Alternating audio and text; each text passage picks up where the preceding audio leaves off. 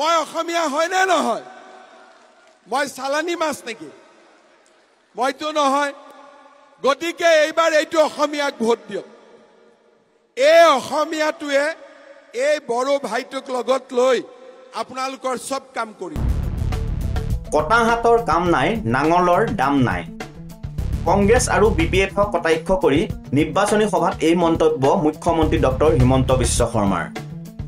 কোকৰাঝাৰৰ দতমাত ইউপিপিএলৰ প্ৰাৰ্থী জয়ন্ত বসুমতাৰী হৈ নিৰ্বাচনী প্ৰচাৰ চলাই মুখ্যমন্ত্ৰীয়ে লগতে ক'লে, পদুম মানে ট্ৰেক্টৰ, ট্ৰেক্টৰ মানে পদুম।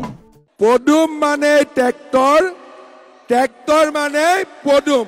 বিপিএফৰ দেউতাক মাকৰ নামে আমি নাজানো যে কাকনো প্ৰধানমন্ত্ৰী পাতিব।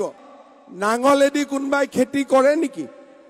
যেনেকে হাতৰ চিনৰ কোনো এতিয়া ভেলু নাই, কাটা হাতৰ নাম নাই আৰু নাঙলৰ নাম নাই। গতিকে 7 মেত অনুষ্ঠিত হ'বলগীয়া নিৰ্বাচনত কোকৰাঝাৰত ট্ৰেক্টৰৰ ছবিত ভোট দি ইউপিপিএলৰ প্ৰাৰ্থী জয়ন্ত বসুমতাৰীক জয়ী কৰাবলৈ আহ্বান জনালে মুখ্যমন্ত্ৰী ডক্টৰ হিমন্ত বিশ্ব শৰ্মাই। সকলোৱে নৰেন্দ্ৰ মোদীক ভোট দিব লাগিব আৰু ট্ৰেক্টৰৰ ছবিত আমি ইউপিপিএল দলক ভোট দিব লাগিব। নিৰ্বাচনী সভাত মুখ্যমন্ত্ৰীৰ দাবী, ইউপিপিএলৰ শাসনত বিটিআৰলৈ শান্তি ঘূৰি আহিছে।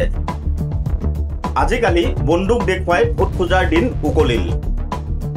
ইউপিপিএলৰ শাসনত 4000 উগ্ৰপন্থী মূলসুঁতিলৈ ঘূৰি আহিছে। কোনদিনাখন আমাৰ বাক্সা তামোলপুৰত বোমা ফুটে, কেতিয়া গুলি ফুটে, আমি কোনেও ক'ব পৰা নাছিলো। বন্দুক লোৱা ল'ৰাবিলাক ঘৰত আহি গ'ল, ক'তো সমস্যা নাই। আগতে কি আছিল, এই ভোট দিবি দেই নহলে কথা বেয়া হ'ব, এনেকে এনেকে থাকে, হয় না? এতিয়া মামাৰ দিনত এই পাৰ্টি আছে আছে, এতিয়া এনেকে কয় ভোট দিব দেই, হয় না? সলনি হ'ল নে নাই? সলনিটো হৈ গ'ল, হয় না খুৰা? মই ঠিক কৈছো নে নাই? দতমাত ইউপিপিএলৰ প্ৰাৰ্থী জয়ন্ত বসুমতাৰী হৈ নিৰ্বাচনী প্ৰচাৰ চলোৱাৰ লগতে মঙলবাৰৰ দিনটোতেই বাস্কাতো নিৰ্বাচনী প্ৰচাৰ চলালে মুখ্যমন্ত্ৰী ডক্টৰ হিমন্ত বিশ্ব শৰ্মাই। কোকৰাঝাৰৰ পৰা ভূম ব্ৰহ্মৰ ৰিপৰ্ট, প্ৰথম খবৰ।